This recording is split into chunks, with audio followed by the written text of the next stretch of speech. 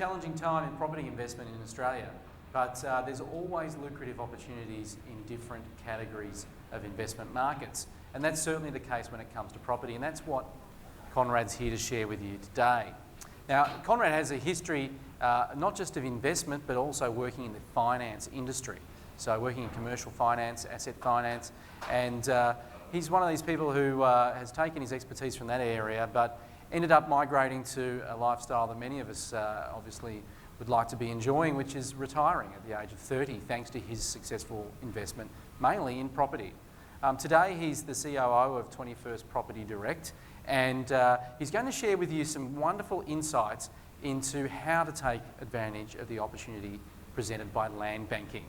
The opportunity to secure land with minimal amount of money down, a little minimal amount of capital exposure, and how you can leverage that to produce some extraordinary results. 21st Century Property have packaged up something quite unique, and Konrad's going to take you through that offering as well. But I'm very pleased that you're able to spend more time with him today after his great presentation yesterday on the main stage. So please, a warm welcome for Konrad Bobilak.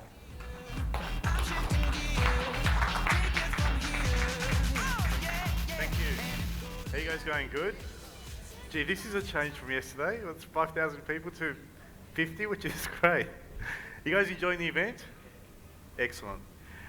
What I'm going to do today is I'm going to talk about a number of things. Now, I'm going to swear a little bit. Is that cool? Because there's only like 10 of you here, so we can be relaxed. I want to talk about how to structure a large property portfolio, and I'm going to talk about land banking. If we have time at the end, I'll take some questions as well. It's going to be pretty much what I covered yesterday, but I'm going to go into more depth about some of the subdivisions, some of the details that people were asking me questions about later on. How does it really work? So I'm going to elaborate on that concept as well. So what I'm going to do is talk about, and this is really, has never been available before to the general public. This is not a retail product, and the reason it's never going to be a retail product, it's just too difficult to put together. So land banking is as old as suburbs are in Australia. Every developer like Vic Urban, Australand, Mirvac, Metricon, they do this every day. But the reality is there's so much money involved, and it is so complex to put together that you guys will never get a chance to go in with the big boys. Now, even for our company here, with endless resources, and I'm talking about hundreds of thousands of dollars in costs. To give you an idea of the costs involved in this project, it was just about 200,000 just for the legal contracts, about 250 just for the architect. So as an individual investor like myself, I would never be able to put this together without having Jamie's company behind me and being the CEO of Property Direct. Because people often ask me, you know, you've retired at 30, why the hell are you working? I'm just working purely because of, number one, it's just money. And I get excited about doing deals that I could never do as an individual investor. So sitting at home with my property portfolio, kicking away, making $200,000-300,000 a year, I could never put together something like this, which is worth hundreds of millions of dollars, because I just don't have the resources. And I would never put my own money on the line. I'm not going to put $1 million on the line just to say, oh, let's see if it happens. If it doesn't happen, honey, we lost $1 million. You know, it's just not reality. But I'll put Jamie's million on the line, okay? Does that make sense? Because if I lose that, I mean, he'll be pissed off, but it's not going to be the end of the world. So what we've done here is just so complex. And, you know, I often see people going, oh, I'm going to do property options, I'm going to do subdivisions. Even developers and builders and solicitors and accountants that work with us, we struggled to put this together. And this deal took 6 months to put together. So when someone says to me, I'm doing a new estate, or, like, are you kidding me? Like, we can't do it. Like, how are you doing it as a person? But it's really exciting because the money that's involved here for you guys, you can get returns that were previously just not available to the retail market. And I think we're the first company in Australia that has actually packaged this up for our clients. So if you're not happy with your super fund returns of 2.5%, I can show you how to get returns of 35%. You know? Now people, when they hear that, they go, well, it's too good to be true. You know, why isn't everyone doing it? Well, there are. Institutional investors, fund managers are doing it. It's just they don't give you access to those kinds of returns. The average, and I've come from a very conservative background. I'll talk about my history. But my background is essentially banking. You know, I used to work for one of the major 4 banks. I was a private banker at the end before I stopped working. So, you know, I'm ultra conservative. I know what's possible because I used to write loans every day. I've sold life insurance. I've sold managed funds. I've worked for a fund manager. I've sold everything from death cover to life insurance to giving recommendation on you know, financial planning. I mean, you name it, I've done it. I've set up a mortgage broking company for Jamie. I've set up 21st Century Finance. So my whole area that I work in is just finance and manage funds and investments. That's my niche. And I can tell you, this is impossible to put together. Now, part of what I'm going to show you, I'm going to educate you on the process. But it's not to educate you so you guys can do it. Because even if you spend days with me, once you go through the process, you go, you know what, shit, this is so hard, I can't even do this. Let me just, give me the actual investment opportunity, and I'll just invest with you guys. And that's the reality. So this is what I'm going to show you today. There's a couple of distinctions, and who saw me speak yesterday on the same, yeah, so I'm going to cover some of the things in more depth. Pretty much everyone, yeah? So I'm going to skip through some of the sections, get to the good stuff. So obviously I'm going to show you how to make $400,000 in 5 to 7 years with only investment of $35,000. That's a put option fee on the block of land that settles in 10 years' time. So what I mean by that is, I had a lot of questions about this yesterday. All you do in 2011 is put down $35,000 and you don't settle for 10 years.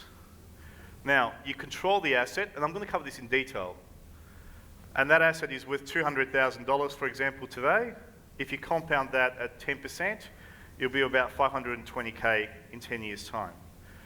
So when developers and builders do brand new estates, normally they don't take cash out of the estate. They end up with unencumbered property and land. That's how they get their revenue. It's just a more tax-effective way of retaining profits from a development. But what I'm doing, what does it mean for you? It means for you, if you got 35K in your super, you can literally make hundreds of percentage returns on your money with virtually, how safe is it? It's land in Victoria. So whatever your perception of safety is, as in a 500 square metre block in Victoria in the new estate, that's the risk. So if you think that's a risky investment, and I'll show you the history of the last 100 years, don't invest in there. But I can tell you that land in Victoria is probably as safe as you can get as an investment. It's very conservative because there's always a demand for premium blocks in Victoria.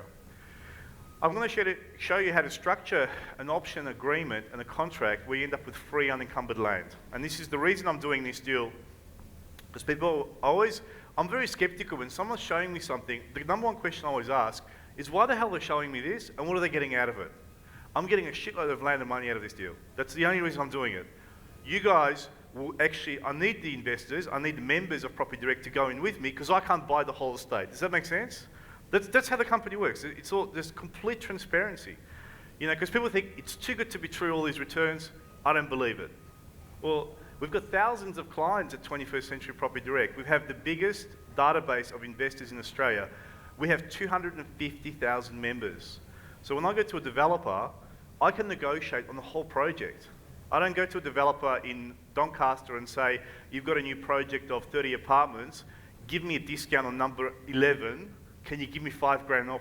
I go, I'll take the whole project right now. In fact, I'll give you some of the funding. Let's talk percentage. That's a completely different conversation, would you agree? Than you going to a developer in Doncaster trying to screw him down for one apartment. He doesn't even want to talk to you, just like, talk to my agent.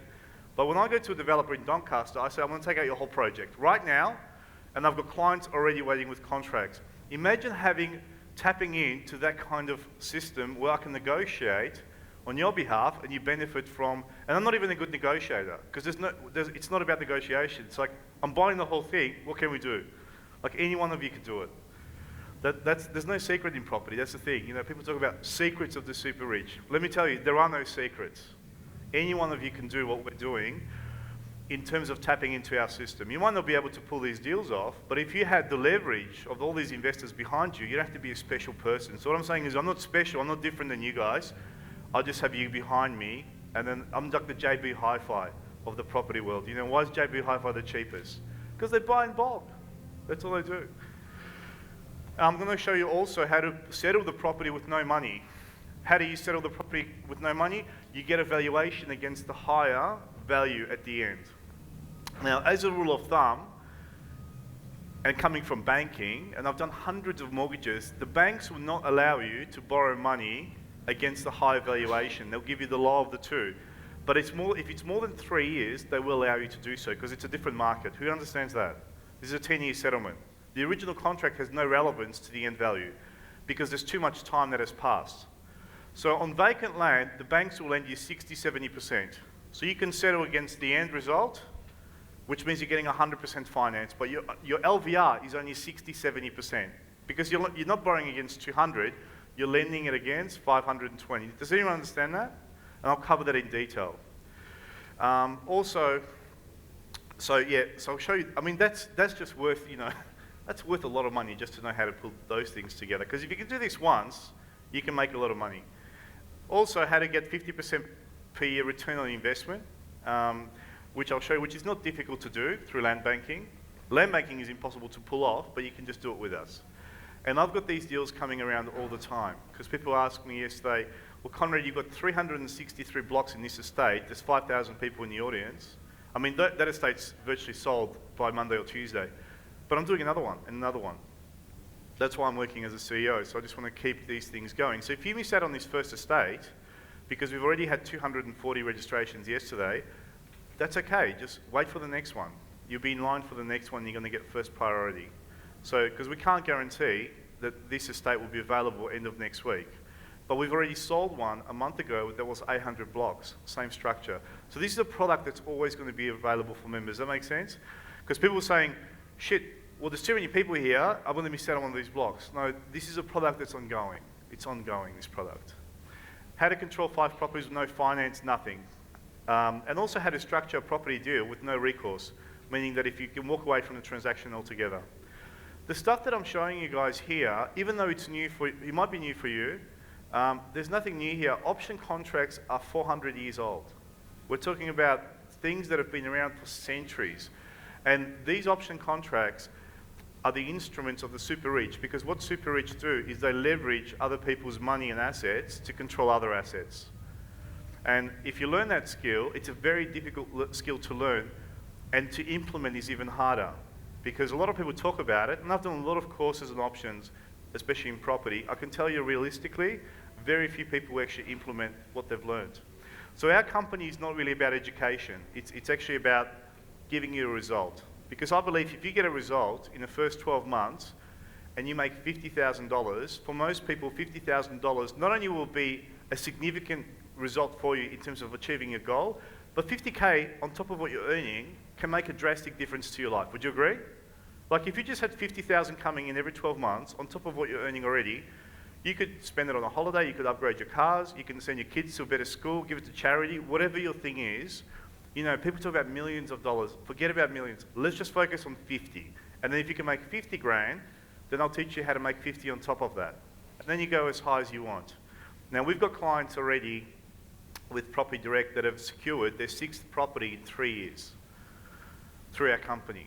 I mean, that's very significant. That's only 3 years of secured 6 properties. And I'm not talking about some, properties in outer areas. I'm talking about, and I'll show you examples, Carnegie, Bentley East, Altona, Williamstown. I'm talking about blue chip areas.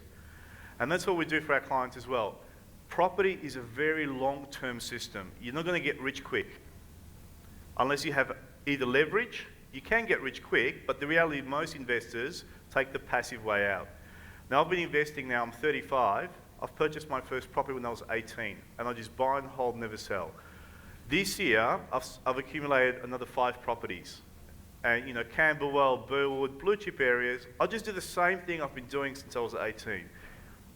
People talk about market crashing, market doing this. Yes, yeah, and I just keep buying blue chip property. Every year, guys, I've seen some whiz-bang new shiny toy come out, This year it's US, freaking next year it's going to be land in Kazakhstan. I hear there's some land in Kazakhstan they're rezoning.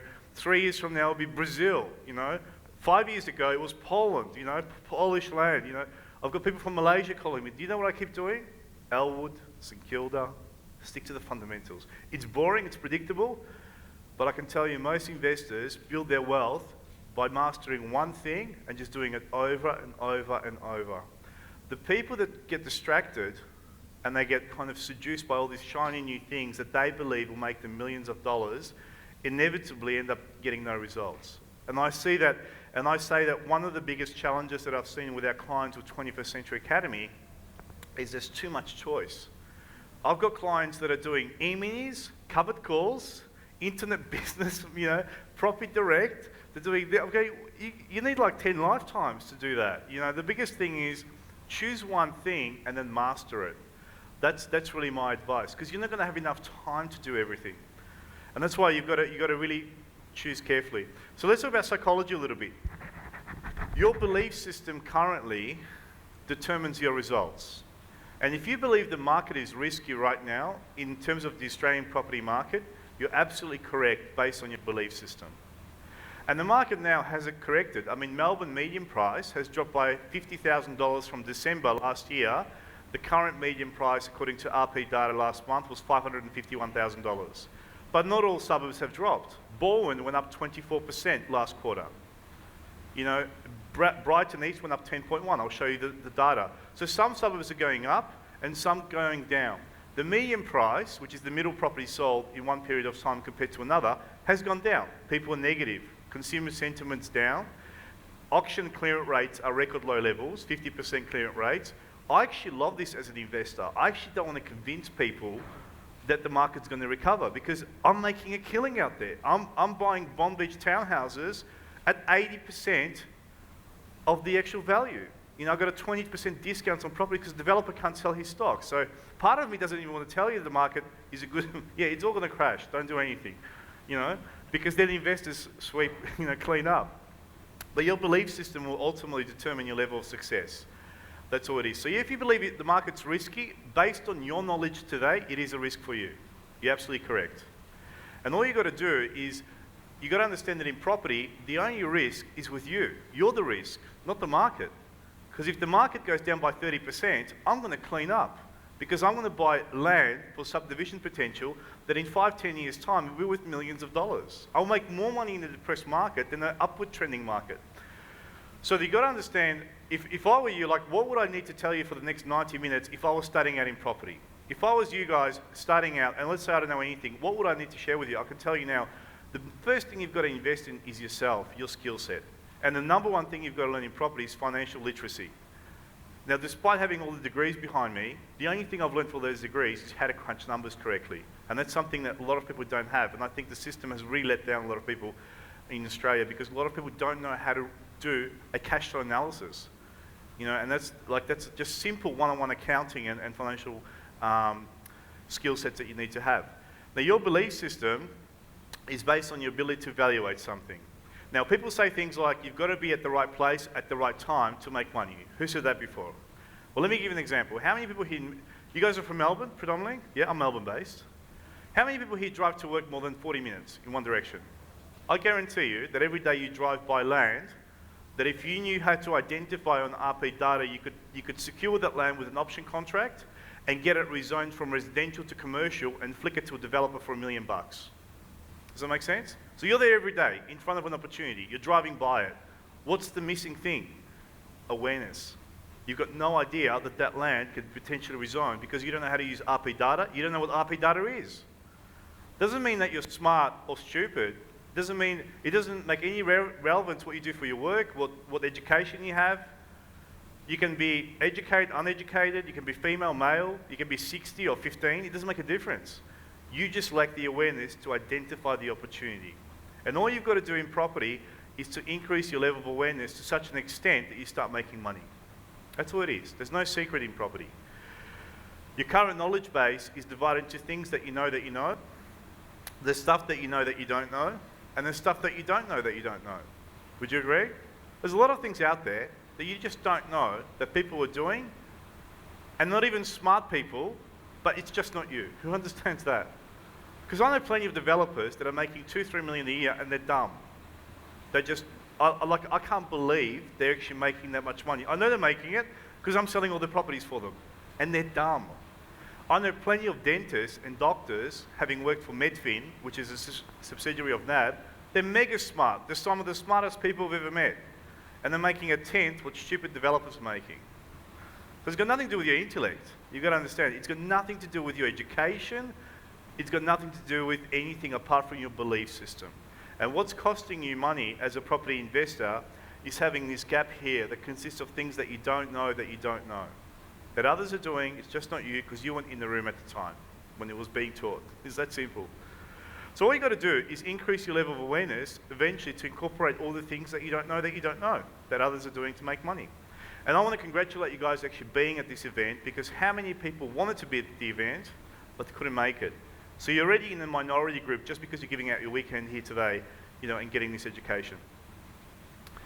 So how do I expand my level of awareness, Konrad? Well, it's very simple, and you might want to write this down. It's this simple. It's effective education combined with professional coaching over a reasonable period of time. That's it.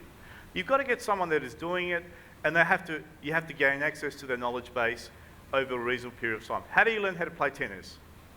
You get a coach, you pay, and then they teach you, and that's it. It's like the same with property. It's literally the same with property. I'll spend hundreds of thousands of dollars on my personal development. I go to seminars and courses all the time, and I've been doing so for the last 15 years. I say that there's no such thing as a learned person. You're either learning or you're regressing. Would you agree with that? Because information just keeps going, especially in property and investing. Okay, company disclaimer. I'm not giving you financial advice. So before you act on anything, I'm going to give you an opportunity to sit down with one of our consultants. You can sit down with our accounting team, and I'll give you that opportunity at the end for a 1 hour free consultation to see if anything that I'm showing you today is relevant to your situation based on your risk profile. Is that cool? So it's just educational contents. So the main objectives are today to educate you about our company, 21st Century Property Direct, who we are, what we do. I'm also going to talk about the Australian residential property market and what I believe the market's going to do and why. And I'm going to show you a couple of things that no economist really talks about, which I believe underpin the entire market. I'm also going to talk about building wealth through property. And I'm going to show you a system that has proven methodology, because it's nothing new. But also we've got clients that are doing it. That's what we're doing as a company. We're a results-based company. Also, instant equity land banking. I'm going to talk to you about this amazing land banking opportunity, and this is probably the most exciting thing I've done in the last 15 years as an investor. And virtually now, I don't get excited about property because I've sourced over $1.1 billion worth of projects just in Melbourne. But this is really exciting. For me, this is as exciting as it gets in property. Also, I'm going to motivate you to take action and actually implement. The most important thing about investing is to get started. Would you agree? And in property, there are 3 types of people. There are ones that play the game, there's people that watch the game, and there's people that wonder what the hell happened. And you've got to just make a conscious decision of which group do you want to be in. And I'd rather you get into property and make a mistake. I'd rather you go to Carlton and buy a studio apartment and have no capital growth for 10 years and sell it at a loss and wonder what the hell did I do, and then work out it was because the living area is less than 50 square metres and the banks don't want to touch it, then you're not even doing that. Does that make sense? As harsh as that sounds, I'd rather you stuff up, but then get up and learn from that mistake than do nothing. The biggest risk is just to do nothing. Now, I don't want you to buy studio apartments because there's no capital growth in them, but I'm saying it's an extreme example. Also, I want to show you how to gain certainty to create everything during uncertain times, because I believe there's more opportunity during economic downturns and when the market's depressed than any other time. And as an investor, I hate the top of the cycle because everyone is emotionally I can't negotiate any discounts. So I look forward when the market's depressed, when vendors are desperate, developers are desperate. Agents now are losing their jobs, guys, in Melbourne. Agents are losing their jobs because they're only on small $35,000 retainers and commission. They're losing their jobs. I love it. I go in, I make lowball offers, and I get accepted. It's just, bring it on. I want it to go even down, even more, please. I'll be in Brighton snapping up those Golden Mile properties and St. Nini's Court for, if the bubble really bursts, there should be about 100,000, right? Down from 16 mil. I would love to do that. Also, I want to inspire you to become a member of 21st Century Property Direct. If you want to become a serious property investor, definitely this is the place to be. And also, I'm going to talk to you about an exclusive network of specialists that we have in Melbourne. And this is one of the main reasons why investors join. Even people that have been in the industry for 20 or 30 years, they join our group because we have access to solicitors, brokers, accountants that are the best property experts in the field, full stop. And I can choose anyone to work with us. And so a lot of people just join us because once they find out who we work with, they just say, hey, bring me on. That's what I want to use as well. Key distinctions are how to ensure the value of your capital profits that you've made on your property, even how to ensure the value of your house. I'm also going to show you how to purchase property at wholesale levels, below retail level. I'm also going to show you how to buy property without using personal guarantees. So if something were to happen in your life, you can walk away from the deal with no recourse. Who thinks that's powerful to learn? That's how most sophisticated investors and developers structure their deals. So if things go bad, they walk away, they don't lose anything, and there's no recourse back from anyone against them. And that is a very specific contract that you must have in place. And then how to trade properties, buying and selling and get your profits up front. Now these strategies are strategies of the super rich. If you know Harry Triguboff or Donald Trump by reputation, if you read their books, they've made all the money through property options, securing areas of property with a contract and then gaining access to that land and adding value to that land. That's what we're doing at Property Direct. I'm going to teach you how to do it, but I'm also going to give you the result. And that's the most important thing, you just actually have the result. So 21st Century Property Direct, number one, who are we? We're an unbiased educator. So what we do is we educate you, and I do a 3-day real estate academy here in Melbourne and around Australia. Also, we do it, I've done events in New Zealand, not so much now because the market's completely died there, and also in Fiji, about teaching Australians how to really structure their property portfolio. And to give you an idea, who's been to my 2-day before? 2-day advanced finance and one person at the back. I've spent about 6 hours, 7 hours just on finance, just on how to structure finance, because the banks do not want you to do things the way that I teach. I teach the exact opposite of what the banks teach you to do. So the banks, when they cross-securitize your assets, they want you to have everything secured against each other. They don't want you to have true lines of credit with self-capitalizing interest-only loans. I teach you the lowest profit products that the banks don't want you to have. The banks want you to have P&I loans, principal and interest loans, cross-securitize. So what I teach, the banks would actually hate the fact that I teach this to clients, because when I teach you this stuff, and the challenge that our clients have is when they go to the banks, they're so conditioned and so trained, they actually don't want to give you the structures that I recommend. And you have to really threaten to leave and walk away and do all sorts of things. And we've got clients all the time coming, Konrad, they don't want to give me that particular structure. So just walk away. Just tell them you're going to go somewhere else. And there's a challenge that I face, even when I go to NAB, and I've got a lot of stuff with NAB, even NAB doesn't want to give me the structures that I recommend to clients. Also, I'm going to talk about property sourcing, which is my passion. That's what I do all day. I drive around Melbourne, talking to developers, builders, sourcing property, and I'll show you some examples of that as well. Professional mentoring, and also some exclusive workshops. The biggest, most important thing for you guys to understand about Property Direct is we're not an educational company. We don't sell education, we sell results. If you become a member, you're going to end up with a property in St Kilda and a land block. Does that make sense? It's not about educating you. So even if you don't go to the education part, you're going to end up with a result, probably with a self-managed super fund set up, and your property is refinanced, and you get a mortgage broker, an accountant, and a solicitor that works with you. Like, education is gone. It's 10 years old. Would you agree? Everyone's doing education everywhere. And there's some brilliant education out there. I'm not bagging the industry. I'm just saying it's just one part of the formula. And what I really want to do for my clients, and this is part of our mission statement, is I want to create more property millionaires in Australia. And it's so easy now because like property millionaires, like 2 properties, right? Than any other company in Australia. Why are we unique? We're unique because of the unique methodology that I've created when I source property. If I look at 30 deals that are presented to me by a developer, I pick one. I'm like the John West of the property world. And then the other deals are fine, but the other deals, and they still do well, I just don't choose them. I just choose 1 out of 30. I usually get rid of 95% of properties using my 52-point criteria that I've developed. And I just ask questions. Does the area have 10% capital growth for the last 10 years according to RP data? Yes or no?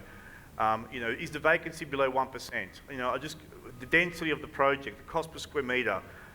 First 10 questions with a developer, I can eliminate 90% of the properties out there, 95% of properties. Now, I'm not saying the others are bad.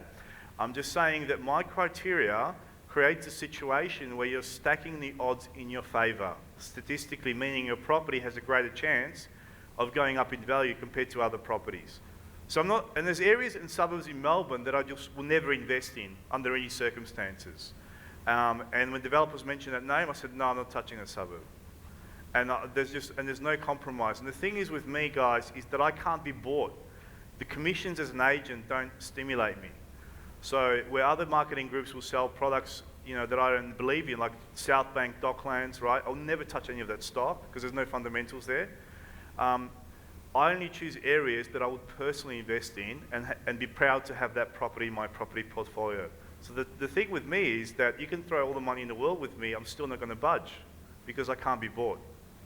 And developers hate that because I've got access to the biggest, literally invested database in Australia, you know. So our focus is you. You're the focus, and what I mean from that is our focus is to make you successful. We're getting now a lot of referrals from family members. So we've got people that are skeptical coming in. I'll give you a real example. The most skeptical person that I come across are teachers. Teachers are so funny. My wife's a teacher, okay? She teaches English, literature, and Italian. She just retired, but she used to teach in a private Catholic school. Teachers are funny because, like, they're ultra skeptical, and they need to ask a lot of questions because they think asking questions is good, right? So I had a husband and wife, and he's a maths teacher, that's the worst, right? And she teaches economics and religion. I don't know how that works. My goodness, 6 months of emails, questions. What if this happens? What if this happens? I said, it's a property, just buy it, you know? It's in Oakley, it's a townhouse, nothing's going to happen to it. They settled, and I spent dozens of hours with them, but they were a really nice couple. The moment they settled, and they got the tenant in, they're like, can we get another one? I said, you can, but you've got to wait for about 6 months, you know, because you need to refinance that property, get equity. So we got them into a second one, and there was no questions after the second one. They was like, can we get a third one? And I'm like, no, you have to wait for 2 years now. Go away. You can't, you're only on 60 grand, 2 years, you're maxed out. So now they're going, is it time yet? Can we get the you know, no, go away. Come back in 2 years. You know, like, so it's like, it went from, what if all these things happen to, can we get more, can we get more? And it's funny, and I actually love that. I get a lot of satisfaction out of that. Especially the mega skeptical, technically orientated people that ask me all these questions. I mean, that's great. So we have access to the following: financial planners, mortgage brokers, property accountants, property solicitors, quantity surveyors, property managers, insurance specialists. It's a one-stop shop. They work with our clients, and the most important thing is that our property solicitors work with our property accountants, who work with our mortgage brokers. Does that make sense? So they know exactly what everyone else is doing. So it's a very, very smooth transaction when it comes to property settlement. We've got 21st Century Property Management, part of Jamie's company. We lease out all the properties before they settle. You get a tenant guaranteed. We've got a 100% strike rate with our properties. But it's easy. Like if you're buying a property in Williamstown, Altona, Oakley, Thornbury, well, there's no challenge with getting tenants. Would you agree? You've got a 3-bedroom townhouse. I mean, you're going to get a tenant. We're not about education, we're about getting results. And that's the key thing. And I'll keep repeating that over and over because if there's one distinction I want you to pick up is the fact that we're just about getting real results with our clients. Our company mission statement, like I mentioned earlier, is to create as many property millionaires in Australia as a company and then have all that documented. And it's easy because a property millionaire depends how you define it, but I'm after net equity of $1 million apart from your owner-occupied property. So it's going to take about 5 to 10 years. My journey, I'm going to do a quick summary of what I've done. If you heard me before, I'm not going to go into the big spiel. I've got a lot of letters after my name. This is all irrelevant, okay? Because the people that taught me how to get these certificates were on 80 grand a year. If you're at Monash doing a business degree and the lecturer is earning 80 grand a year, how can he possibly teach me how to become wealthy? Is that insane? I mean, if he knew how to make more, would he be making more? Absolutely. If I'm doing my diploma of financial services, financial planning in some little dingy RTO office with a guy who's getting $50 an hour, how could he possibly teach me how to create money? I learned from developers and builders and investors who are multi-millionaires. Multi-millionaires. That's who I learned from. These letters, and I've got more courses, I'm doing my advanced diploma. See, the thing about me is that I'm actually a bit of a nerd academically. I like doing stuff and getting certificates and putting them on the wall, you know? But they mean absolutely nothing, guys. Nothing. The most successful developers and builders in Melbourne that I know, a lot of them are Italian. They've actually dropped out in year 10. They've got no degrees behind them, except they've got that many zeros in their bank balance. I'd rather deal with a person that's got an MBA in results than someone that's got letters after the name. So the letters after your name mean nothing in this world. It just accounts to nothing. My career progression is funds management, very conservative career, financial planning, residential lending, commercial lending for NAB, and eventually I worked for Medfin, setting up medical clinics, dental clinics around Melbourne. I've done hundreds of loans, hundreds of car loans. hundreds of commercial loans. I've taught mortgage brokers how to become mortgage brokers. I've done a lot of things in just lending and in very structured environments. Property investing and options trading was my passion. In January 2008, I became the founder and CEO of 21st Century Finance. I set up a mortgage broking company for Jamie. And then after 6 months, I got really bored. I thought, what the hell am I doing here? Like, this is like going back to year 7, right? So I left there and I set up 21st Century Property Direct. And 21st Century Property Direct was what I'm doing as my passion now. I don't do it for the money, guys, because you couldn't pay me enough to give up my time on weekends and speak and do all that stuff. I do it because I love doing these big deals, and I get all the clients to go in with me so I can negotiate discounts I can put stuff together now that I could never put together previously. That's the only reason why I'm doing it. There's no other reason. I just get a real buzz out of it. My driving force is money, but it's not really about money. It's about family. Family is the most important thing to me. So there's my wife and little child. We just had a daughter born 6 months ago, Tiliana. And that's really, for me, it's about spending quality time with your family and, doing all the things that I didn't have as a child, because we migrated here from Eastern Europe in the 80s, and I had a very, very humbled upbringing. Property sourcing is all I do all day, and basically, I've sourced $1.1 billion of property. These are some of the questions that I ask. Is the property has to outperform the market short to medium term. For example, I think Altona was good 3 years ago. I wouldn't source anything in Altona today. And if you bought a townhouse from me in Altona 3 years ago, you would have made 150K. Which is good because today, even in this market, you'll be refinancing that property and buying another property in the Bayside, which is where I believe the opportunities are today. So I'm not only everyone knows Altona is good, everyone knows Williamstown is good, everyone knows St Kilda, South Yarra is good, Malvern, yeah, good suburb, of course. But when do you buy in Malvern and what do you buy there? At what price point? What street? How many square metres? What rental yield? So they're very important questions. And most people don't know how to answer them. Everyone knows South Yarra is a good suburb. What do you buy in South Yarra? Do you buy a 1-bedroom apartment? Do you buy a 3-bedroom house? That's $2 million. Hawthorn, is that a good suburb? Yeah. What's the number one investment vehicle in Hawthorn that's going to go up in the next 3 years? And that's what people don't know. They know the suburb is good. They know the price out of the suburb, but what do we buy there? And that's the skill set that I've developed over 15 years. And when I source these properties, it's not only the property, it's the timing of the property. So I'm going to show you some real examples. And that's what I look for, maximum capital growth, shortest period of time. Why? Because I don't want you waiting for 7 years to get capital growth and wait for the next property cycle, because you're going to build your 10 properties over 10 years in 50 years. You've got to get in with the timing as well. Least amount of work, which equals success. So, this is some examples. Melbourne townhouses, 2, 3 and 4 bedroom, 134 square metres to 240, 295 to 675, just some examples. This is a project we did, total value of the project was 2.2 million, 4 townhouses in Altona. This is in Cheltenham. This is about to settle about 3 months away in Bernard Street. Now these were about 625, they're valued about 720 right now, even with this market. So there's equity already just during the build time. The bill was 750 by the time they're completed. This is in Thornbury, Victoria. They've also gone up about $100,000 in the last 2 years. Apartments also, this is a project I've just sourced in St Kilda in Brighton Street. There's 36 apartments. I've only chosen 6 out of the 36 for our clients. The rest are going retail through another agent. And this is available now. The project is worth 17.25 million in total, not individual apartments, obviously. This is in Bentley East, just off East Boundary Road, 11 apartments and 6 shops. And I think there's 5 left in that project. So I think, where do I think the opportunity right now is? Bentley East and Brighton East. It's undervalued. Right now, if you had a lot of money to buy an owner-occupied property, Brighton East has done nothing for 7 years in terms of price points, real price points, which is just stupid. It's just going to go through the roof next time the property market picks up.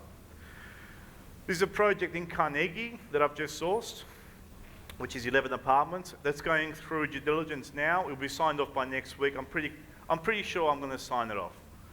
It just ticks all the criteria. So Carnegie, Murrumbina, great areas for apartments, and these are all kind of 2-bedders, very good price points. But also I do research on the developer. I work, I mean, the amount of research that I do, guys, it's just ridiculous. When you go through, if any of you come to my 3-day workshop, by the time I show you all the research, you're going to be tired. And most people go, you know what, Konrad, you just do it for me.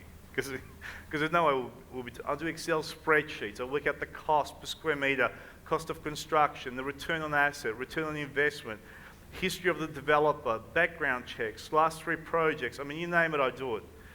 It just takes so long, but I love doing it. House and land. We've got 96 estates in Melbourne where we do house and land, but I only choose 4 suburbs for house and land. And I'll give you some tips. I won't tell you where those 4 suburbs are unless you go to speak to one of our consultants. Those 4 suburbs have things in common. Number 1, there's a train station that's already been approved that's getting built there in the next 12 to 2 years, 12 months to 2 years. You don't want to buy where the train station is already built. You want to go in when? Before it gets built. Westfield Shopping Centre is going in already as well. Not built, about to go in as well.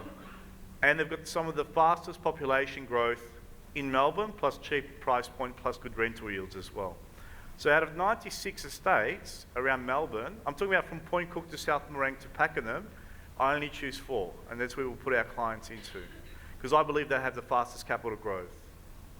We do a turnkey product with house and land, 24, 25 squares. Don't go over that because you won't get your rental back. So you're looking at 420 rental.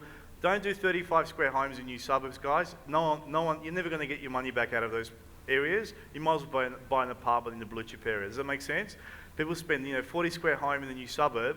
It's the opportunity cost of doing something else. So I've worked out the exact price point of brand new house and land stock that gives you your biggest bang for your dollar. And that's what we do with our clients. And these are turnkey, so you literally get the keys handed to you, and we project manage the whole thing. There's nothing to do. And we get a tenant as well in there for you. So how much does it cost to own one of these properties? And this is what a lot of people don't know. It'll actually cost you around $50 a week on average. And I'm not going to do a big, negative gearing thing with you today, but I just want to show you some basic numbers just to show you what's possible. If you're buying a $500,000 property, and your rental yield is, let's say, 5%, which is what we target, 4-5%, that's roughly $25,000 rental per year. Your cost of funding now is around 7%, and you get 1% back from the tax man. So you're only out of pocket 1%. And 1% on that is about $5,000. Divided by 52, it's about $50 a week. Who understands that? If you can afford $50 a week, you can get an apartment in Bentley East. It's that simple. But you've got to have the right structure. You've got to have the right accountant, solicitor, everything. We target properties for our investors from $35 to $100 a week. So if you're on a high income, you can afford $100 a week, we'll get you into a better property.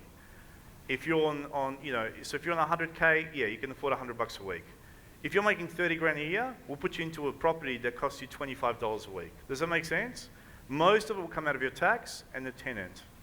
So we want to do it in a way that it doesn't affect your lifestyle at all. That's the most important thing. You don't want to kind of overcommit and get into a lot of debt and then be stressed out. It's just property. It's not the most important thing. And also, what if I told you that we can teach you how to buy enough of these to eventually create financial freedom? And it's a journey that you will decide on how fast you want to accelerate your journey once you get your first one. By the second one, you'll know what to do. The hardest thing is to get your first property, guys. That's the hardest thing. To get the right team and get the right property. And that's what we do for our clients. So what's happening in the Melbourne property market right now? Well, the market's depressed, and I love it. Look at the clearance rates in October the 9th, 49.9%. We had 501 auctions that week, half got passed in. Now, even listings are at a record low level. That means normally we get listings of about 1,200 a week. So people are just not selling properties. In some suburbs, like Hawthorn, Windsor, you've got literally 30% of the normal listings. So people are just holding back and not selling. They're just going to wait and see what happens. The ones that are selling today need to sell because they're desperate, they've committed to something else, or they need to get out of that property. Which means there's desperate vendors, and even half of those are getting passed in. Is that a good market to operate in? Absolutely, it's a great market to operate in. If you're an investor, if you're buying, it's a buyer's market. And you can see there, the consumer sentiment is very much in line with sales volume. People are negative, they don't buy property. People are positive, they buy property. What you need to do as an investor is do counter-cyclical investing. That's the hardest thing to do. Do the opposite of what the market's doing, and then you win the game. If you follow the herd, you're going to lose, because we know where they end up. They end up broke. So you've got to discipline yourself and educate yourself that you do counter-cyclical investing. And that's a secret. If there is a secret to investing, that's it. That takes a lot of self-conviction, guys.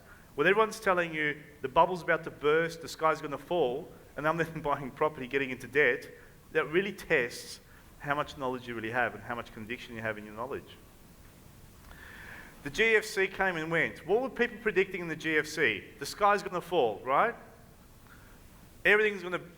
Toorak will be like $100,000. You know, forget about 16 mil. They'll be just walking away. Irving Road, you can just walk down Irving Road in Toorak. It's like $250,000 for your $18 million mansion, right? But it didn't happen. I got excited, okay? I got excited, but it didn't happen. Nothing happened really during the GFC in Melbourne. Nothing. The only thing that happened is the outer areas, which we call the mortgage belt areas, first home buyers, the actual defaults went up to 24%. The people that could just squeeze into the market lost their jobs and they defaulted. Nothing happened in blue chip areas during the GFC, which is quite interesting.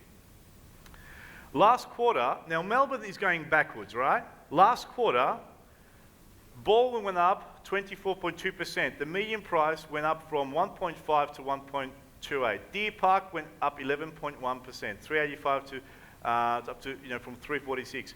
Brighton East 10.1. Newport. So yeah, in a market that's going down, some suburbs are still going up. That's just the average. But the average is true, yeah. The market, look at the Gold Coast market, 40% down. But there's no fundamentals in the Sunshine Coast and the Gold Coast. All the fundamentals are in Brisbane. And I wouldn't even invest in Brisbane, you know, because I would stick to Melbourne and Sydney. Where are we in the property cycle? The property cycle has 4 segments. Now, this is more of an art than science. But generally speaking, it takes about 10 years to go around the clock. And if you look at where we are now, Melbourne is right there at the bottom. Now, I call that an opportunity to invest in. I would love it to be like downturn somewhere here, but it's already showing signs of recovery. What are investors doing right now? They're killing it. Now, I'm not talking about someone's got one property. I'm talking about sophisticated investors, 10 properties plus, or builder or developer. They're absolutely making a killing right now. And I'll tell you what the challenge with property is. How many people here in the room know of a person that has made net $1 million in property last 12 months in Melbourne or Sydney? See, I know plenty of them. Most people just don't have those references. Most people don't know anyone around them making money out of property. That's why they don't do anything. Because if your family and friends are all skeptical and scared, and you've got no references of someone making money, that's a big challenge for you, would you agree? Because you're in the middle of it. So you've got to kind of, you know, take yourself out of that environment and network with, you know, successful people and investors. What are academics predicting? Well, you know, you saw Jamie spoke about an hour ago.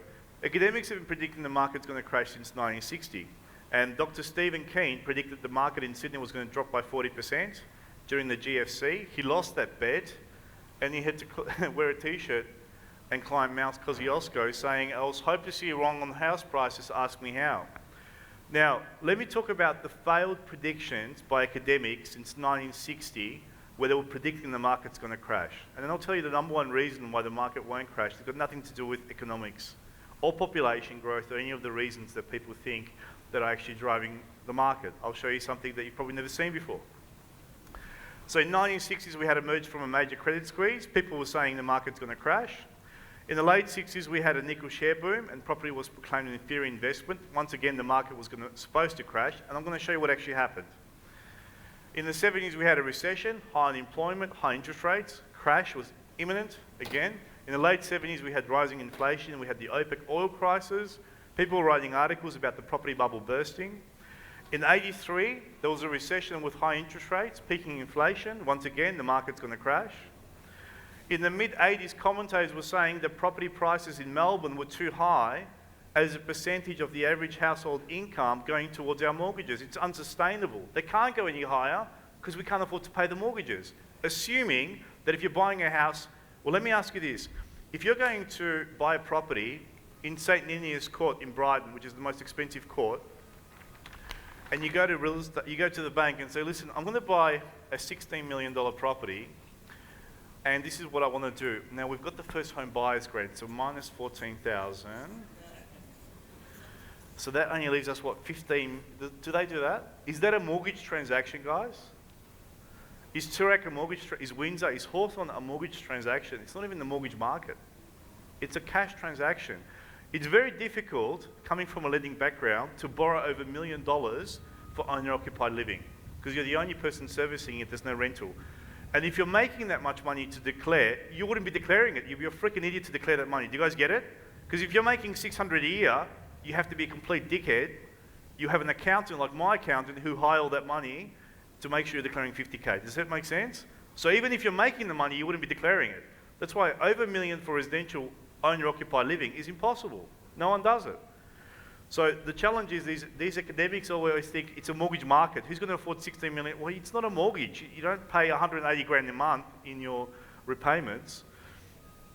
85, we had capital gain tax introduced. End of property investing as we know it. People were saying, this is it. Sell your properties. They're never going to go up. In 87, we had the stock market crash of 87. Once again, doom and gloom. The sky's falling.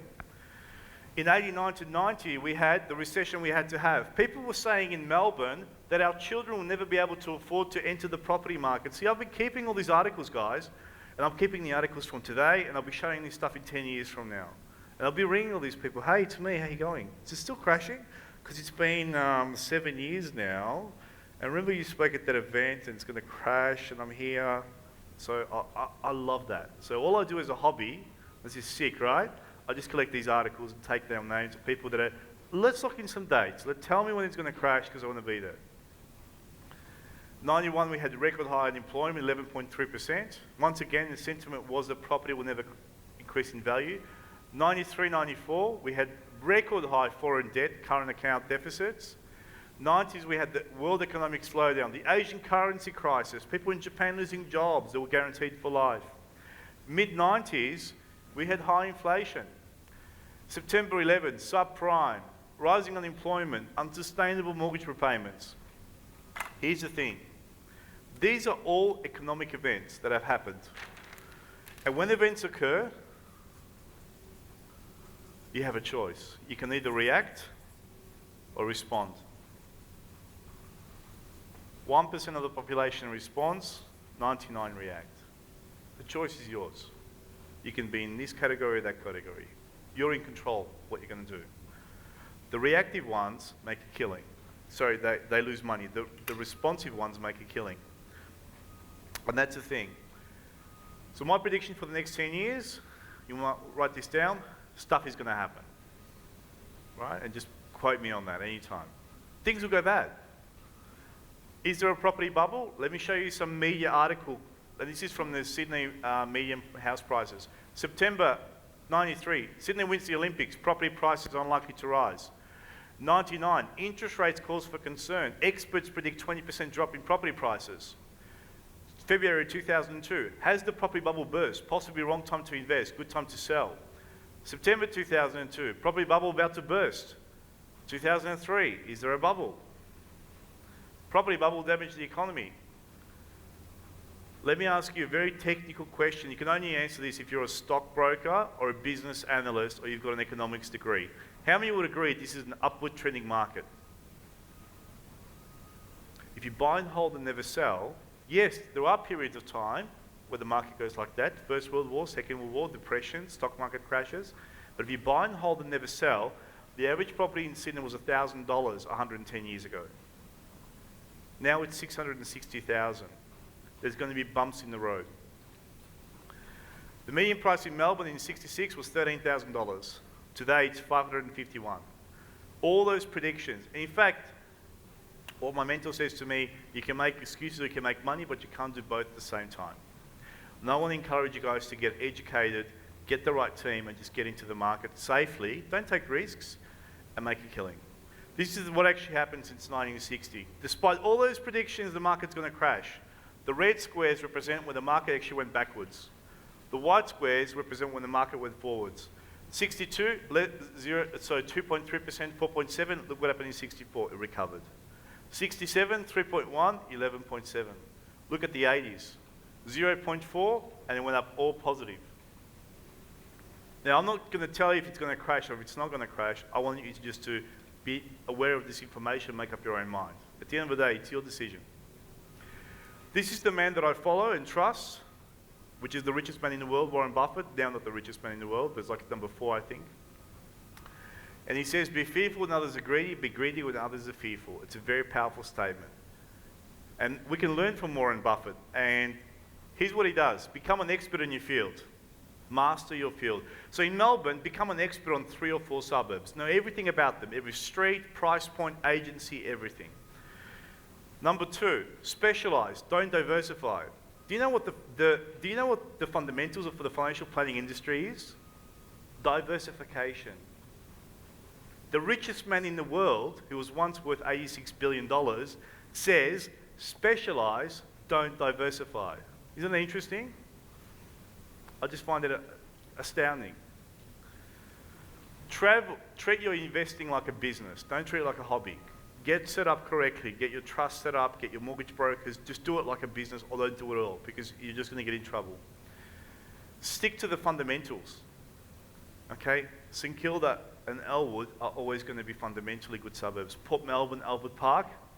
No one's going to have a selling stampede in Port Melbourne. People are not going to run out of their houses one day and just dump them for 100K. The fundamentals are there. Close to infrastructure, proximity to city, high population growth, heritage overlays. Stick to the fundamentals, and then you win. Forget about mining towns, all these kind of whiz-bang things. All these shiny toys that I see every year come out of the woodwork. You know, and I see people who's just losing money. Counter-cyclical investing. Do the opposite of what everyone else is doing, because they always get it wrong, historically, always. If they're going left, go right. If they're selling, buy. If they're buying, revalue and lock in your equity at the highest possible price point. Do the opposite and you win. We've got currently a rental crisis on our hand and a housing crisis. And historically, we produced a surplus of stock before 97. Now we've got a shortage of properties. At the same time, completions are declining because commercial lending is very tight. Commercial lending still hasn't recovered from the GFC, and that's the challenge. Rentals are going through the roof. This is from RP data. In the last 5 years, nationally, our rentals have increased by 38.5%. Because properties are going up in value and people still want to live in Bentley. They want to live in Brighton East. They want to live in South Yarra. They can't buy, so what do? They rent. So rentals are going up, which means for investors, with interest rates on the decline and rentals going up, the gap becomes very slim. It becomes a very attractive investment. One of the things that's actually growing and pushing a lot of pressure is the actual statewide projected population growth. In Victoria, in 2007, we had a population of 5.1 million. In 2056, we've got 8.4 million people. So there's 3.35 million people moving to Victoria between now and 2056. 2.99 million are moving to Melbourne. Where are we going to put 2.99 million people, guys? Think about it. And they all want to live in St Kilda. Do you think it's going to go up in value? Are they making any more land in St Kilda? I'm just kidding. They're not going to move to St Kilda. They're going, moving to St Kilda. They're not. I'm just saying they're going to go for areas that are already established. Remember these migrants too, guys. My parents came over here. My mum came over here with a suitcase with no money. The migrants that are coming today from China and Russia, they're coming with $1 million. They're buying in Box Hill, you know, Burwood. The Russians are buying around Brighton East, Brighton, Bentley. That's where the Russian community is. They're not the old migrants of the 80s where we're coming over with no money, you know, and renting. Migrants are coming out cashed up. And they're not buying brand new estates. They're going straight into established suburbs. And that's the reality. Also what we have is, and this is from the Housing Industry Association of Australia, we've got a shortage of 500,000 dwellings by the end of the decade. 500,000 dwellings. We don't have the building industry in Australia to sustain this. We can't build 500,000 dwellings. There's not enough people actually in the industry. In Victoria, we're going to have a shortage of 104,200 dwellings. That's incredible. I mean, if that doesn't put pressure on the market, I don't know what will. On top of that, we've got rising cost of construction. Forget about rising cost of creating land. Construction's going up exponentially. So it's more expensive to create land and property.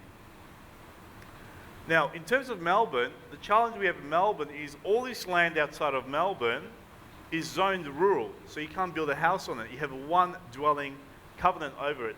So all this land here on the outskirts of Melbourne, the challenge is that, yeah, we have urban sprawl, but the government isn't allowing people to rezone this land. They want to condense Melbourne and they want to make it really attractive for developers to build inside of the Melbourne city. The challenge is the bank's not lending any money. Commercial lending is dead. No one's getting money. I've got developers that have been in the industry for 30 years, they can't get funding. We have major projects just stalling because they can't get the funding released. So the challenge is there's no new estates being created and there's not enough inner city development. That's why it's creating more pressure on the Melbourne property market. And you can see there, that's why our median price went up to 600,000 in December last year. Now it's come off a little bit and I think it's going to pick up again. Give it 2 or 3 years. Now, we're not going to see, next 2 or 3 years, I think we're going to see very slow growth across the whole board, but there are specific suburbs and streets that are going to do better than the rest of the market. You've just got to learn how to identify those opportunities. That's the key. Now, land appreciates faster than house and land. So what we're talking about here today is land banking. A block of land, in terms of Melbourne, in July 2001, was around $70,000, and today it's around $210,000. So if you look at the median prices of blocks of land in Melbourne, in July 2001, $71,000, and today it's about $210,000 in new estates. So land has very consistently just been growing because it's difficult to produce and land has intrinsic value. It's limited stock and there's a payment associated with getting land created. This is from the Housing Industry Association also, that land has multiplied by a factor of 19.4 times since 73 to 2006 versus house and land of 14. So vacant land outperforms house and land because it's a cheaper price point, you can subdivide it and you can build whatever you want on it. There's just more demand for it. The other thing that's happening in Melbourne is that blocks are getting smaller, so they're shrinking, for example in Casey, from 630 square metres on average to 512, but they're going up in value. So blocks are shrinking, going up in value. People in new estates no longer want a 600 square metre block. They want a big house. Houses are getting bigger. They want 50 squares on 300 square metres. Does that make sense? No one wants to maintain backyards anymore. And people would sacrifice the land, but not sacrifice the size of the property. The old days was the opposite. Bigger the land, tiny little house. Now, big house, small block. Because people spend more time inside than the outside, especially in Melbourne. Look at the beautiful weather we've got today. Right? Perfect for a barbecue. So, Victorian regional centres are actually, if you were to ask me today, what's the best property to buy today? Well, I'll tell you, it's in Brighton, it's 1.8 million, we've got it. It's 2 townhouses, one of the best streets. But what's the best value for money right now in Victoria? I'll tell you, it's not even Melbourne, it's regional areas. And let me show you why, especially if you're in the budget. Melbourne median price is $551. Regional areas, now write this down, regional areas of more than 100,000 in population, guys. Not some little 6,000 people town that won't be there tomorrow. I'm talking about the big centres. Median price in regional, $285. Rental yield, 4% in Melbourne or 3.5. Regional, 5 to 6%. Cheaper to hold on to, cheaper to buy. Vacancy rates are lower, 1.8 versus 0.3 to 0.5. Population growth is also higher in regional centres.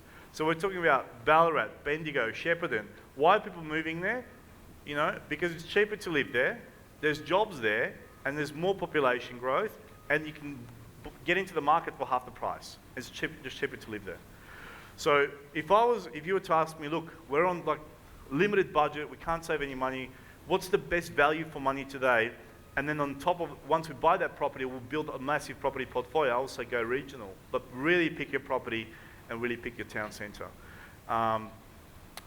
So I'm really pleased to offer you a pre-registration to a land banking opportunity that we're about to sign off. Now, the developers were actually in the audience yesterday. We haven't signed off on this as yet. We're going to do it either tomorrow, probably on, not Sunday, but Monday or Tuesday.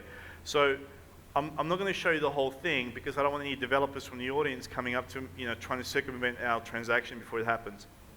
We've been working around the clock for the last month to get this on time for the Branson event because there's only 363 blocks and they'll be sold at this event.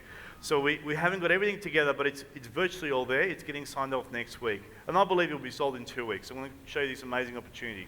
It's called instant equity land banking, and it's really how the super rich make their money and how big developers make their money. Now, the first thing is, this estate is not just like a normal estate. It has special inclusions and resort-style facilities that will give it more capital growth than any other estate surrounding it.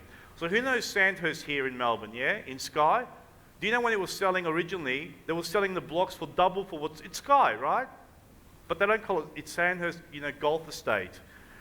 Why is it growing faster than any surrounding area? Because it's exclusive, it's got a golf there, range that you can use only if you live in the estate. Sanctuary Lakes, man-made waterfront properties. Why is it performing better than anything else? Why were the blocks sold at double? Because, and the thing is, they were expensive, people were skeptical, but the capital growth doesn't lie. It's gone up faster than any other area around there. Because you're creating prestige. People pay premium for premium product. And this is what this is. So we're talking about an area that has rivers. We're talking about area that have exclusive amenities only to be used for the locals. So spa facilities, full gymnasium and cardiovascular areas. This will be accessed by swipe cards only if you live in the estate. We're talking about swimming pool. Imagine having an estate having access to a swimming pool just for you and for your kids to actually play around with. I mean, who does this? There are no estates like this. So we're creating something quite unique. Barbecue areas, obviously. Horse riding trails. We're looking at tennis court facilities on the actual estate as well. So not only you have the common areas in the parks, you're going to have exclusive resort-style facilities. Corporate head office, so you can actually rent a boardroom. You have a business secretary. You can register a business name and have a number there. So a lot of people working from home, they don't want to have clients coming into their home. They want to entertain them in a corporate business centre next to where they live. So this incorporates all those aspects. So there's a bar, there's a club, children daycare centre. The architects for this project are SB Architects. Now, they're an iconic architect. They've been around for a long time. Some of the buildings they've done is the Ascot Vale Leisure Centre. You might see this. Also, the ANZ head office. Everyone know that building in Melbourne? They've created that building, so that was designed by them. So this is an architect skilled stadium in Geelong. So they create massive projects on a massive scale. We've picked the best in the industry to actually create this estate. This is the aquatic centre they create. Let me show you the house concepts. And these are so unique in terms of what's actually possible. So we're talking about architecturally, it's going to be a very unique product in terms of what the look and feel of the estate. We're talking about 6 home designs for now. And they'll range from 2-bedroom terrace homes up to 4-bedroom house and land packages. In terms of internals, it's going to look unlike anything else. The design is going to be unlike anything else that is in the surrounding estates. So it's going to be a product that is extremely unique in design concept. Now, it's not important to you because you're buying land in there, but I'm going to show you an example of, we just don't do this in any estate, guys. We really choose and pick the estates that we actually target. So the design will be second to none. We're choosing the best of the best in terms of builders. We're going to have brand name builders like Metricon in there designing these properties. And these are all exclusively designed for the estate. So the actual specs of the properties, you won't be able to get them in any other estate. They're going to be exclusively designed for that area.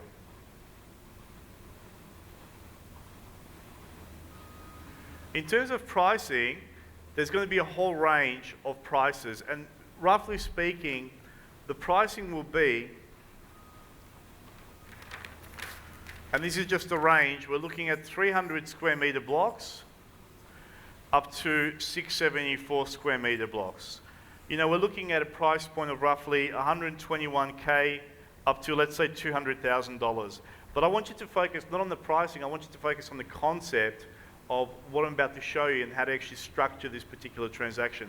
Because even if this sells out, which it will, I just want you to understand this is how we structure these deals so you can benefit from the next release if you guys miss out from this release. So the number one thing to understand is that every new estate, when it's released in Melbourne and Sydney and every other major capital city, is price controlled by the developer. They don't release 1,000 blocks at once, do they? What do? They release stage 1, might have 20 blocks, and if that sells well, they do stage 2, stage 3, and every time they do that, they increase the prices of the blocks. So in this particular example, when you're creating a new suburb, which is farmland, and this is what actually happens with every subdivision, you've got farmland which is zoned rural, then the developer buys it. It's got to be identified by the council as the area they want to grow. And then basically they get it chopped up into lots, and this is what you guys buy, and eventually it's a brand new suburb. Now, who does this? You know the names, Australand, Vic Urban, all the big boys. Now, the most important thing to understand that a brand new block of land today in this estate costs $60,000 just in raw costs, just to produce the block. And that's developer's cost. The land itself is about $10,000 just for the land component, because it's just farmland originally. And then the amenities equate to about $30,000. So the actual cost, and this could be cheaper, about 25, depending on what the final figures will be. So you're looking at about $100,000 to create a product like this, and these are the costs to the developer.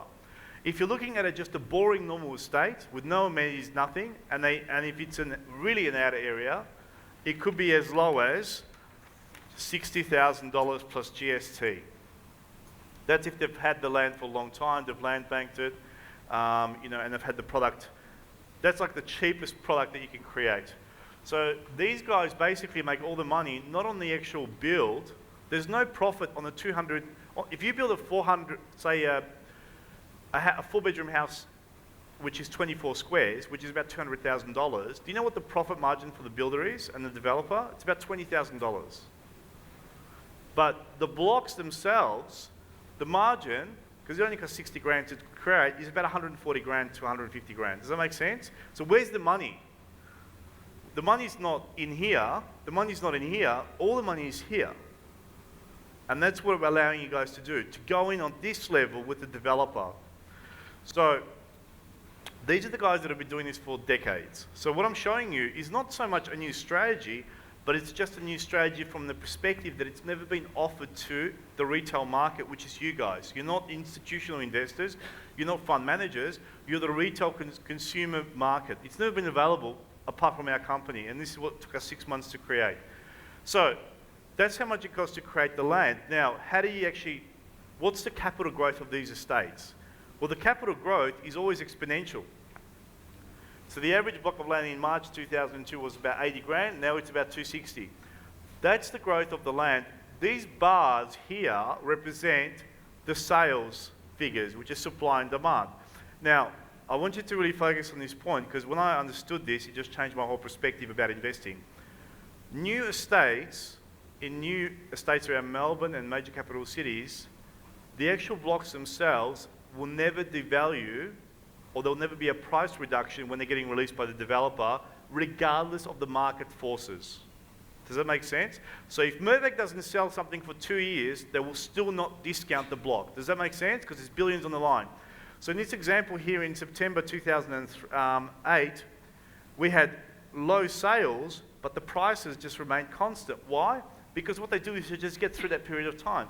Even if the agents are sitting there doing nothing for 12 months, they don't care, because there's billions on the line. Who understands that?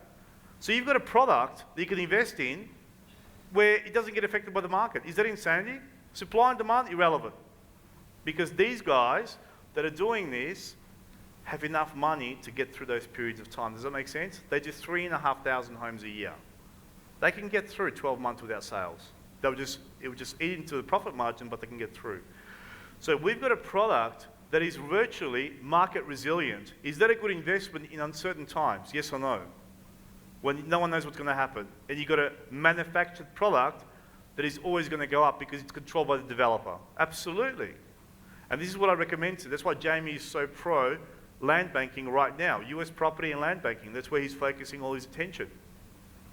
So Acacia Bank has master stages. So each stage is going to be released. There's 1,100 blocks altogether.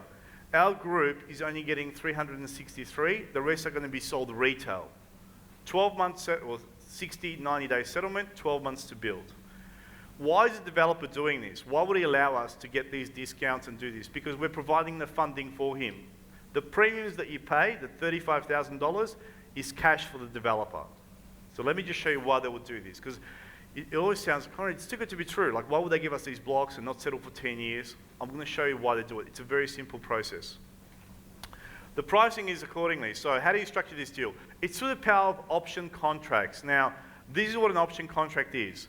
It's basically, an option contract is a legally binding agreement that gives you the right, but not the obligation, to buy for a call option or to sell for a put option a block of land or property at a specified price at a specified point in time. So it's basically an agreement that gives you the choice to buy or sell or do nothing. Who understands that? So once you pay the premium, you control the asset, you can on-sell it, or you can just walk away and never do anything. That's the power of option contracts. So it has no recourse back to you if you walk away at the end.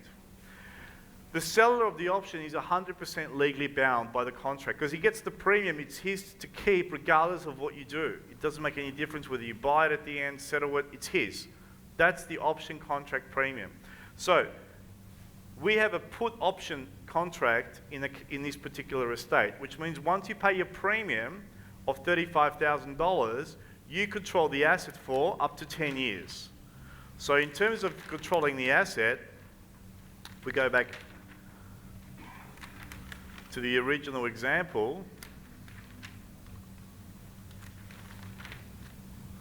once you pay the $35,000, that's all that you pay. You don't pay anything during the 10 years period of time, and then you can settle it in 10 years' time. Now the settlement is the difference between the premium and the price of the block, which is $165. But you can on-sell it, and you can buy multiple and on-sell some to pay out the others, which I'm about to show you how that works. So what we have here is we've got blocks ranging from 121 to 200, 300 square meters to 674. Okay, and I'm showing you just random examples. Now, don't focus so much on the prices, guys. Focus on the concept, because if you do miss out on this estate, okay, and chances are it will be sold in the next 2 weeks, there's another one always coming. Do you guys understand? So, you know, don't ring us in 3 weeks trying to get this because it won't be there, but we're working on others. Part of the membership is we've always got this stuff coming. So if you missed out on the townhouse in Elwood, okay, we've got another one around the corner. Does that make sense? So just focus on the concept, because once you get this, you'll be like, wow, I didn't know people did this. 525 square metre blocks are $175, 600 square metre blocks are $200,000.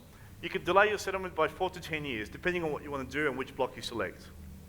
Now, it's actually longer than 10 years because you have a 3-year delayed build time frame as well. So you can go up to 13 years delayed settlement. Do you think you're going to get capital growth over 13 years on land in an exclusive estate in Victoria? You'll do well. So in terms of, there's no progress payments for 10 years. If you got 35 in cash, there's no interest payments, no council fees, no upkeeping, nothing. Because you haven't settled it, you're controlling the asset with $35,000. Standard settlements with brand name developers like Metricon, Burbank, you know, all the guys, 90-day settlement, you've got to build within 12 months. Do you guys understand? Because they don't want gaps in the estate.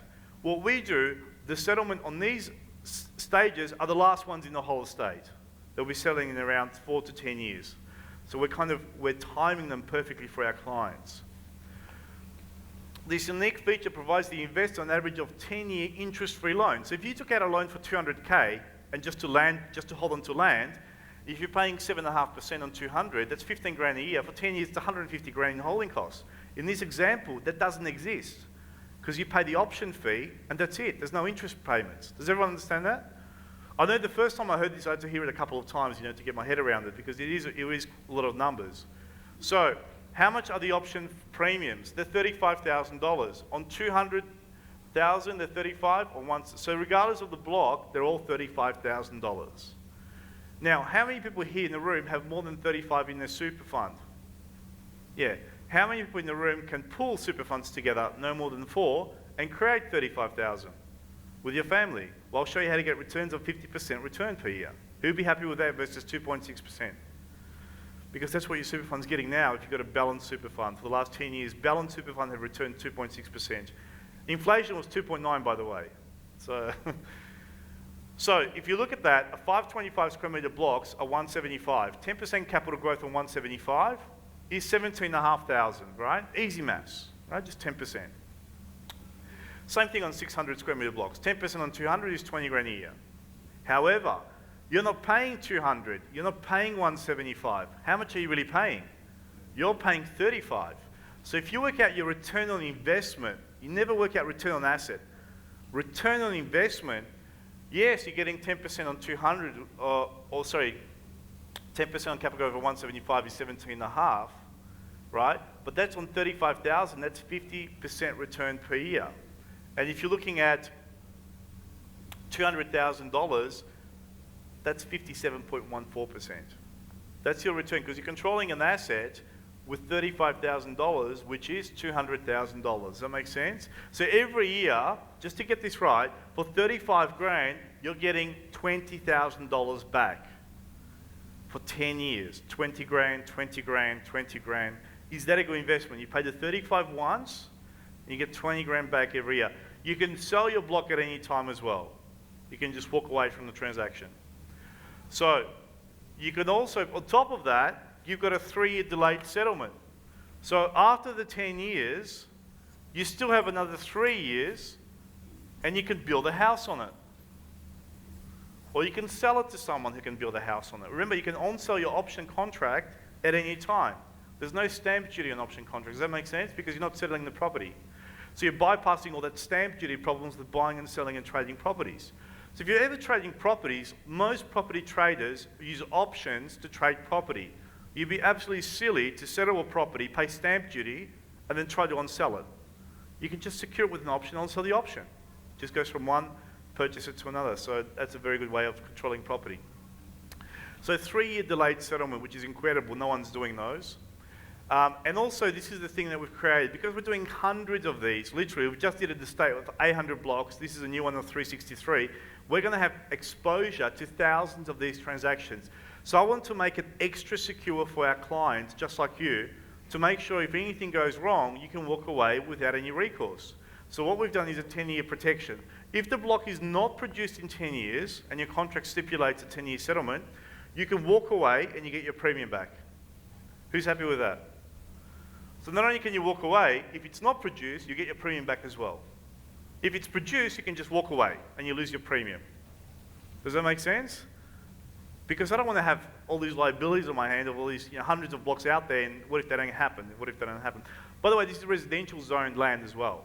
This is not rural, residential zoned land in this example. So what's the actual process?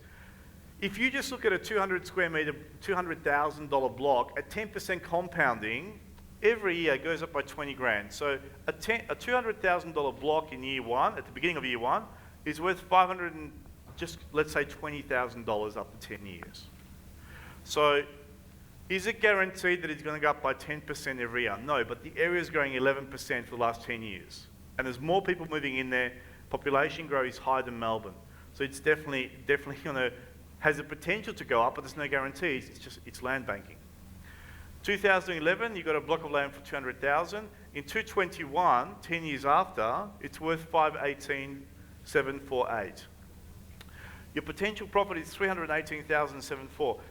Now, that's true. You've got 10 years of capital growth, but you're not buying a $200,000 product. You're putting down an option fee of $35,000. Who's happy putting down $35,000 once and then getting 318,074 over 10 years? Is that a good return?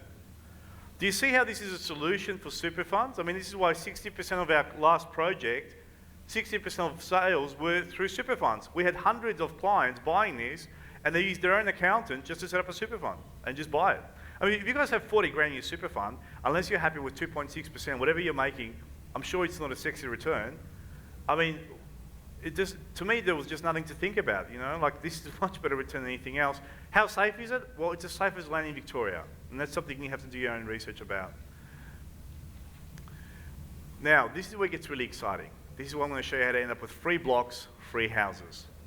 So, you can there are a limited amount of blocks in the estate that have a double and triple overlay already built by the developer, which means that you can subdivide a 525 metre block into two smaller 262.5 square metre blocks. That's already built into the block. So you're buying one block that's already got subdivision overlay, which means even the amenities that are hooked up, they're already designed to cater for 2 dwellings. Does that make sense? Every estate in Victoria has a single dwelling overlay restriction depending on the size of the block. We've purposely made the developer do this with a limited amount of blocks. The 600 square metre blocks have a triple overlay. So you're buying 1 block, but in fact you're getting 3 for 1. Now, let me show you how developers make their money out of these estates and how you can do it for the first time. I'm so excited about this because we're the first company to ever do this in Australia. No one's been able to pull this off. Now, let's say you've got a 600 square metre block, which is 3 blocks of 200. And they're selling for about 90 grand in the area, 200 square metre block. And you can build a terrace home on it. In 10 years' time, just compounding 200 square metre block of land at 90,000, they'll be worth 233,000, just 10% compounding. So what you do is, if you've got 3 blocks at 233, effectively your 600 square metre block will be worth 699,000 if it's subdivided in 10 years' time. You sell one of your blocks to pay out the initial 200. Because remember, your 600 square metre block is only 200,000. You end up with two free blocks and $33,000. So let me show you how stupid this is. This is why there's so much money in creating estates. There's not much money in buying there for just buy and hold. So you've got a block of land here, which is 600 square metre block, and it's got a 3 block overlay. And this is 2011. Now this block is worth 200K, okay? But because these are 200 square metre blocks, these individual blocks in 2021 will be worth $233,000 each, which is more than the original 600 square metre block. So all you do is you sell one and you pay out the other 2. You end up with 2 200 square metre blocks or 1 400 square metre block for free. No loans, no finance. Who thinks that's amazing? This is how they take equity out of the projects. Developers end up with unencumbered properties and land. Now, it gets even better, and you end up with 33 grand in cash. So, you sell one, and you pay out the others. But what if you sold 2, and then you get, what's 2 times 233,000? 466, and you build a terrace home, and then you've got a block of land. Did you get any finance for that? Do you guys understand? You end up with a free house using $35,000. Think about how insane this is. For $35,000, you end up with a free house, unencumbered. Yeah, it's a terrace home, 2-bedroom or 3-bedroom, making you a 4.5% rental yield with never having gone to the bank for a loan. Who thinks that's amazing? When I got this, I went, shit, I can't believe these people are just doing this. And I didn't know about it, right? And this is stuff that you didn't know that you didn't know. Who didn't know they didn't know that this is possible? Now you know that you don't know, right? So you know about it, but you're not quite sure how to do it. The thing is, you don't need to do this, we'll do it for you. So you can end up with houses unencumbered in these estates, giving you cash flow positive rental income, because you've got no loan, so it's cash flow positive whatever the rental is, and you can do a multitude of them. So if $35,000 is all you need without any income, nothing. I mean, is this a crazy concept? And this is what developers do, but on a bigger scale. So we've got a limited amount of blocks. There's only 1,100 blocks in the entire estate. The developer only needs the 363 blocks. Why would he actually give us these blocks at these conditions? Who thinks these are ridiculous terms? Yeah, this is crazy. Well, those premiums, what do you think happens to those premiums? He uses that as cash to create the estate. What's the interest rate that he pays for that? 0. Does that make sense? Because he gets cash for nothing. He gives up a portion of the estate to finance the entire estate. We're just providing a financial solution to a developer that can't get funding because of the GFC. Do you see how the GFC creates opportunities that were otherwise not available? This is why so much wealth is made during economic downturn times, not during the peak, because this guy has no option. If he doesn't do this with us, there's no funding, the land just sits there. Who understands that?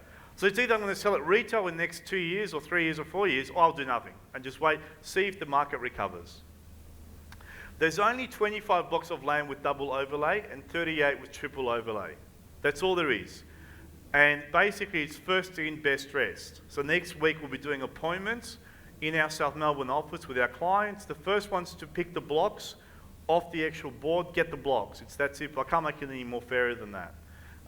If you miss out on this estate, guys, because we had, I did this yesterday, and we had 230 or 40 registrations already, just get the next one, okay? But mind you, you have the same opportunity to make an appointment on Tuesday with us as any person yesterday, because we haven't seen anyone yet. Does that make sense? So it's basically the first people in will get this. Who can take advantage of this? I'm so excited about this. Investors with a buy and hold strategy can do this. Like myself, I'll just end up with these houses unencumbered, and I'll see what I'll do with them at the end. I don't know. I'll just get the cash. Who likes cash? Yeah. Doesn't matter how much it is. If it's free money, it's still good money. Credit impaired people. If you're bankrupt Part 9, whatever you're doing, there's no loans involved. No one checks your credit file here. It's an option premium. As long as you've got the option premium, you can take advantage of that. Now, bankruptcy Part 9s take 7 years to get off your credit file. So you can still get capital growth over 7 years. Because I get a lot of clients coming up to me saying, Konrad, we had a business that went bad. Konrad, my partner took money and went to Brazil, right? What can I do in property? I said, well, give me a copy of your credit file. When I see the credit file, you can't do anything. No one's going to give you money, right? This you can. So it's a solution of how to get into property with having a really bad credit file. Parents of children, if you've got a 10-year-old, I'll take questions at the very end. If you have a 10...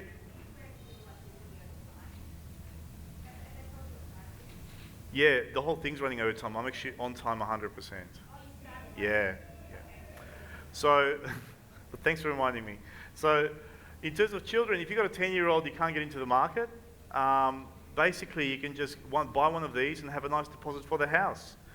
Retired people who can't get mortgages, after you get a certain age, the banks will lend you money.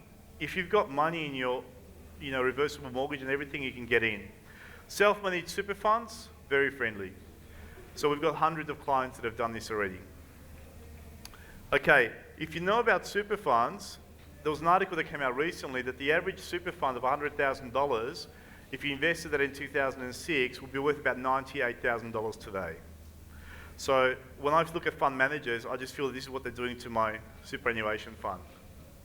And when I used to work in managed funds, this is how they used to do asset allocation at the company that I used to work for. I won't tell you the name because they'll probably sue me. So let me just very quickly talk about the membership and I'll wrap it up. So